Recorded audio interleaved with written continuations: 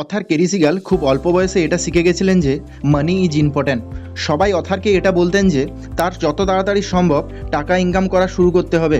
Other আরও বলতেন সে এই বিশ্বে 90% মানুষের মতো সবসময় যে কোনো কিছু জিনিসকে পাওয়ার জন্য টাকা সেভ করতেন এবং দিনরাত পরিশ্রম করতেন। কখনো তিনি কার চাইতেন আর তার জন্য টাকা সেভ করতেন, বা প্রথমে কিনে নিতেন তারপর ইএমআইতে লোন মেটাতেন মাসে মাসে টাকা দিয়ে। কখনো তিনি বাড়ি চাইতেন বা কখনো আরও অন্য কিছু। নিজের কেরিয়ারের স্টার্টিংয়ের সময় তিনি শুধু টাকা ইনকামই করতেন বাকি মানুষদের মতো, সেটাকে ম্যানেজ করতে পারছিলেন না তিনি। আর সেটাকে তিনি যখন থেকে চেঞ্জ করার জন্য ট্রাই করা শুরু করেছিলেন, তখন তিনি এই ফাইন্যান্সিয়াল জার্নির এমন সব এক্সপিরিয়েন্স এবং লার্নিং পান যেগুলিকে অ্যাপ্লাই করে অথার খুব আর্লি এজে রিটায়ার হতে পেরেছিলেন।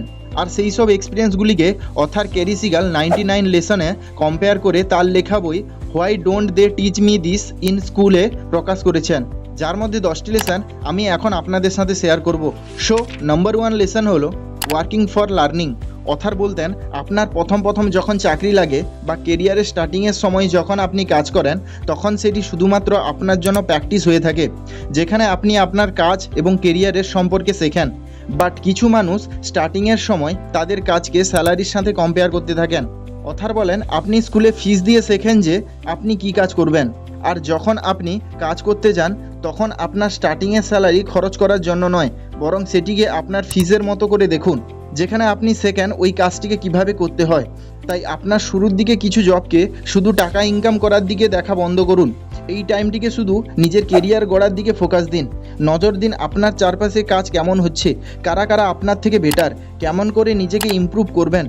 লোকেদের behaviour, body language, communication skill, knowledge, work leak সব কিছুকে অবজার্ভ করুন, কারণ এই সব আপনাকে স্কুলে শেখানো হয় না।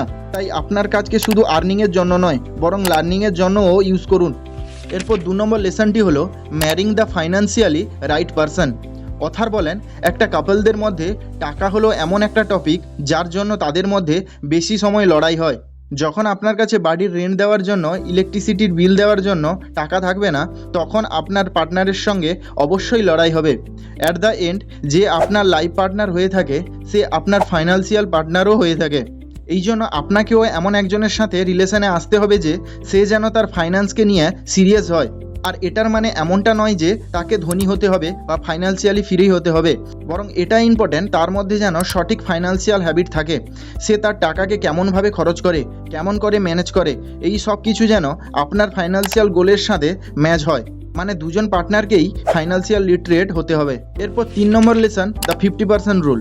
বন্ধু একটু ভেবে দেখুন, আপনার যখন ইনকাম কম ছিল তখন আপনি আপনার পুরনো ইনকামেই সারভাইভ করতেন, কিন্তু এখন যদি একটু এক্সট্রা সোর্স অফ ইনকাম হচ্ছে, তাহলে কেন শুধু আপনার নিজের খরচ বাড়াবেন। অথার বলেন লোক শুধু এটাকে এই জন্য করে কারণ তারা আগে থেকেই অলরেডি নিজেদের প্রয়োজনের থেকে বেশি খরচ করতেন। তারা তাদের এক্সপেন্সিভ লাইফস্টাইল এবং ক্রেডিট কার্ডের লোনের জন্য ঋণের বোঝা ঘাড়ে নিয়ে ঘুরতেন। আর যখনই একটু স্যালারি ইনক্রিজ হয় তখনই এই ঋণগুলিকে ক্যাচ আপ করার চেষ্টা করেন তারা। আর এর থেকে বাঁচার জন্য অথার বলেন যখন আপনার ইনকাম ইনক্রিজ হয় তখন আপনি ওই ইনক্রিজ অ্যামাউন্টের 50% ইউজ করতে পারবেন, আর বাকি 50% ইনভেস্ট করে দিন। আর এমনটা ভাববেন যে যেন ইনকাম বাড়েইনি। এখানে অথার ইয়ংস্টারদের জন্য একটা বেস্ট অ্যাডভাইস দেন, যদি আপনি আপনার পড়াশোনা শেষ করে ইনকাম করা শুরু করেছেন, তাহলে শুরুর কয়েকটা বছর আপনার এমনভাবে বাঁচতে হবে যে আপনি এখনও ওই স্টুডেন্ট রয়েছেন, আপনার কাছে এখন অনেক কম টাকা রয়েছে, আর আপনার বেশিরভাগ ইনকামকে ইনভেস্ট করতে হবে। বন্ধু বেশিরভাগ ক্ষেত্রে আমরা দেখতে পাই লোকেদের নতুন জব লেগে যাওয়া মাত্রই তারা নতুন ফোন বা অন্য সব কিছুতে টাকা খরচ করা শুরু করে দেয়, বরং এখানে তাদের অথারের এই অ্যাডভাইসটিকে পালন করা দরকার। এরপর 4th লেসনটি হলো living below your means. Warren Buffett যে কিনা তার কোম্পানি ব্যাকশেয়ার হ্যাথওয়ের দ্বারা অ্যাপেল কোম্পানির টোটাল শেয়ারের মধ্যে 5.5% শেয়ার হোল্ড করেন, কিন্তু তার সত্ত্বেও তিনি স্যামসংয়ের একটি ফ্লিপ ফোন ইউজ করেন যেটি অ্যারাউন্ড $20 মতো। ইনফ্যাক্ট যখন আইফোনে 10 লঞ্চ হয়েছিল তখন অ্যাপেল কোম্পানি থেকে তাকে একটা আইফোন 10 গিফট করেছিল, কিন্তু ওয়ারেন বাফেট সেটিকে ইউজ করতেন না। তিনি বলতেন তার আইফোনের কোনো দরকারই নেই, সেটিকে ছাড়াও তিনি তার সব কাজ করতে পারেন। ইমাজিন একজন বিলিয়নিয়ার ব্যক্তি 2025-এর সময়েও একটি $20 ফোনে সার্ভাইভ করছেন, আর তার এক্সট্রিম ওয়েলথের রিজন হলো এটাই, তিনি তার দরকার অনুযায়ী খরচ করেন। এই জন্য আপনাকেও আপনার জরুরি অ্যাকর্ডিং হিসেবে খরচ করতে হবে, তার থেকে বেশি নয়। হয়তো আজ আপনার কাছে টাকা কম রয়েছে, আগে যদি টাকা বেশি হয় তাহলে আপনাকেও ওই সিম্পল রুলসটিকে মেনে চলতে হবে, মানে স্পেন্ড বিলো ইওর মিনস। এরপর ফিফথ লেসনটি হলো ইনভেস্ট ওয়াইজলি। বন্ধুরা, এটা জরুরি নয় যে ইনভেস্টমেন্ট খালি টাকা দিয়েই করা যায়, বরং আপনার টাইম এবং এনার্জি এমন জায়গায় ইনভেস্ট করুন যেখান থেকে ইন ফিউচার ভালো রিটার্ন পাবেন, আর এটা এক প্রকার ইনভেস্টমেন্ট। উদাহরণস্বরূপ, যদি আপনার কাছে এখন টাকা নেই, আপনি ইন্টারনেট থেকে ফ্রিতে কোনো নতুন স্কিল শিখলেন বা কোনো ফাইন্যান্সিয়াল বুক পড়লেন, এটাও এক প্রকার ইনভেস্টমেন্ট যেটি আপনাকে লাইফ লং রিটার্ন দেবে। আর নলেজ এবং নিজের জ্ঞানে করা ইনভেস্টমেন্ট কোনো দিন কেউ আপনার কাছ থেকে ছিনিয়ে নিতে পারবে না। কিন্তু হ্যাঁ, এই ইনভেস্টমেন্ট তখনই কাজে আসবে যখন আপনি এটিকে অ্যাকশনে কনভার্ট করবেন। তাহলে সবসময় আপনার নলেজের সাথে সাথে অ্যাকশন নেওয়াটাও জরুরি। মানে আপনার যদি এমনটা লাগছে আপনার কাছে যে টাকাটি রয়েছে সেটিকে ইনভেস্ট করতে পারবেন, তাহলে আপনি আপনার বয়সকে মাথায় রেখে ইনভেস্ট করতে পারেন। ফর এক্সাম্পল, যদি আপনি এখন ইয়ং আর আপনার উপর ফ্যামিলির কোনো দায়িত্ব নেই, তাহলে আপনি নিজের লাইফকে এনজয় করার পর যে টাকাটি বাঁচাতে পারেন সেটিকে ইনভেস্ট করতে পারেন। যদি সেটা প্রফিটের বদলে লস হয় তাহলেও বেশি দুঃখ হবে না। আর যদি আপনার এই হাই রিস্ক ইনভেস্টমেন্ট সঠিক হয়ে থাকে তাহলে আপনি ইন ফিউচারে অনেক হাই রিটার্ন কামাতে পারবেন। আর আজকের টাইমে সব রকমের ইনভেস্টমেন্ট সুবিধা উপলব্ধ রয়েছে আমাদের কাছে, যেমন লো রিস্ক লো রিটার্ন স্টকে ইনভেস্ট করতে পারেন, বা হাই রিস্ক হাই রিটার্ন ক্রিপ্টোর মতো জিনিসেও ইনভেস্ট করতে পারেন। কিন্তু বন্ধুরা, আপনি তখনই হাই রিস্ক হাই রিটার্নে ইনভেস্ট করবেন যখন আপনি সেটার জন্য প্রস্তুত থাকবেন, কারণ এতে টাকা লস হওয়ার প্রবণতা বেশি থাকে।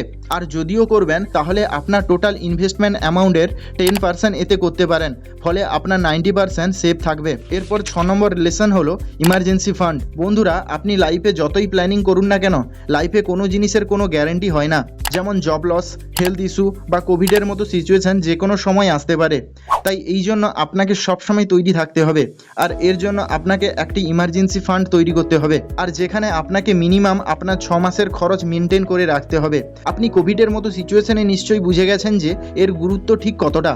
এই জন্য আপনার এই ইমার্জেন্সি ফান্ডে এতটা অ্যামাউন্ট জমা রাখুন যে যেখানে আপনি 6 মাস না কাজ করেও আপনি চলতে পারবেন, আর এই 6 মাসে নতুন কোনো স্কিলকে শিখে নিজের জন্য আরও একটি নতুন ইনকাম সোর্স ক্রিয়েট করতে পারেন। এরপর 7 নম্বর লেসন হলো ডেপথ ইজ ব্যাড। আপনাকে সবসময় একটা কথা মাথায় রাখতে হবে যে যদি আপনি কোনো প্রকার ঋণের মধ্যে থাকেন তাহলে আপনি কোনোদিন ফাইন্যান্সিয়ালি স্টেবল হতে পারবেন না। আর এখান থেকে কিভাবে বেঁচে বেরোবেন সেটারও রাস্তা আপনাকে জানার দরকার আছে। আর সেটার একটা সিম্পল রুলস হলো don't buy the things you can not afford. মানে যেসব জিনিসকে কেনার জন্য এখন আপনার কাছে পুরো পয়সা নেই, বা যেগুলিকে কেনার জন্য আপনাকে আপনার ক্রেডিট কার্ড বা লোনের ওপর ভরসা করতে হবে, তাহলে সেই সব জিনিস থেকে নিজেকে সবসময় দূরে দূরে রাখুন। কারণ যদি আপনার কোনো জিনিসের জন্য কারুর কাছে হাত পাততে হচ্ছে, তাহলে এর একটা সিম্পল মিনিং হচ্ছে আপনি ওই জিনিসকে ডিজার্ভই করেন না। তাই এর জন্য ওটার থেকে দূরে থাকাটাই ভালো। এরপর 8 নম্বর লেসন বাজেটিং। অথার বলেন, what you can measure you can manage, what you don't measure you can not manage. আর পার্সোনাল ফাইন্যান্সে নিজের খরচকে মেনটেন করতে হলে আপনাকে বাজেটিং করা শিখতে হবে। এর ফলে আপনি জানতে পারবেন আপনি কত কামাচ্ছেন আর কত খরচ করছেন। আবার কখনো কখনো আপনি বাজেটিং করার পরও ফেল হয়ে যাবেন, দরকারের চেয়ে বেশি খরচ করে ফেলবেন, কিন্তু তারপর থেকে আপনি আগের থেকে বেশি ভ্যালু করবেন আপনার টাকার, আরও ভালোভাবে ম্যানেজ করতে পারবেন আপনার টাকার। আর এটি আপনি বিনা বাজেটিংয়ে কখনোই করতে পারবেন না। এই জন্য আপনি একটা নিজের মান্থলি বাজেট বানান, যেখানে নিজের সব ইনকাম এবং সব খরচকে লিখুন, আর বেঁচে যাওয়া টাকাকে সেভ করুন, আর এইভাবে নিজের ফালতু খরচকে কন্ট্রোল করুন। এরপর 9 নম্বর লেসনটি হলো make short term and long term goal.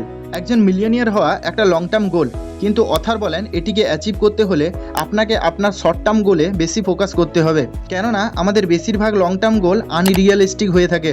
যখন আমরা কোনো লং টার্ম গোল সেট করি তখন আমাদের প্রথম অনেক শর্ট টার্ম গোলকে অ্যাচিভ করতে হয়। এই জন্য অথার সাজেস্ট করেন আমাদের easy to achieve short term গোলের ওপর ফোকাস করা দরকার, যেটি আমাদের কনসিস্টেন্টলি অ্যাকশন নেওয়ার জন্য মোটিভেটেড করে এবং যার ফলে সহজভাবে নিজেদের লং টার্ম গোলকেও অ্যাচিভ করতে পারা যায়। ফর এক্সাম্পল, আপনি মাসে একটা গোল সেট করলেন যেখানে কিছু টাকা নিজের সেভিংস অ্যাকাউন্টে, কিছু আপনার রিটায়ারমেন্ট ফান্ডের জন্য, নিজের পরের ভ্যাকেশনের জন্যও কিছু টাকা, আর কিছু টাকা স্টক মার্কেটে ইনভেস্ট করে দিন।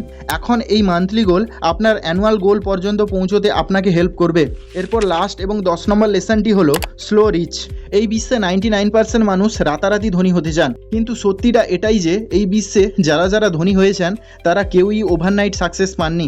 দিনের পর দিন নিজেদের বুদ্ধি এবং হার্ডওয়ার্কের ফলে গোল অ্যাচিভ করতে পেরেছেন। তাদের অ্যাকাউন্টে হঠাৎ করে এত পরিমাণ টাকা আসে না, বরং বছরের পর বছর জমা হয়ে হয়ে এটা সম্ভব হয়। এই বিশ্বে বেশিরভাগ মিলিয়নিয়ার জিরো থেকে স্টার্ট করেন, যেখানে এখন যে পরিমাণ টাকা আছে তাদের কাছে তার তুলনায় সেটি কিছুই না। দিনের পর দিন হার্ডওয়ার্ক করার পর ওদের ইনকাম গ্রো হতে থাকে এবং ওই টাকাকে ঠিকঠাক জায়গায় ইনভেস্ট করেন, অনেক কিছু শেখেন, অনেক কিছু জ্ঞান অর্জন করেন, অনেক মিস্টেকও করেন, অনেক সময় ফেল হন, কিন্তু তারা চেষ্টাটা চালিয়ে রাখেন। আর এইভাবে তাদের টাকার সাথে সাথে তাদের সব এফোর্ট এবং স্যাক্রিফাইসেস সব কম্পাউন্ডিং হয়ে ওদের ওই রেজাল্টটি দিয়ে দেয়, যেটার জন্য তারা এত পরিশ্রম করছিলেন। এই জন্য আপনি যদি সত্যি ধনী হতে চাইছেন, তাহলে আপনাকে প্রথমে এটা শিখতে হবে যে if you want to enjoy being rich, you have to enjoy the journey of getting rich. তাহলে যদি আপনার এই ভিডিওটি ভালো লেগে থাকে, ভিডিওটিকে লাইক এবং শেয়ার করবেন এবং চ্যানেলটিকে সাবস্ক্রাইব করবেন। Thank you for watching.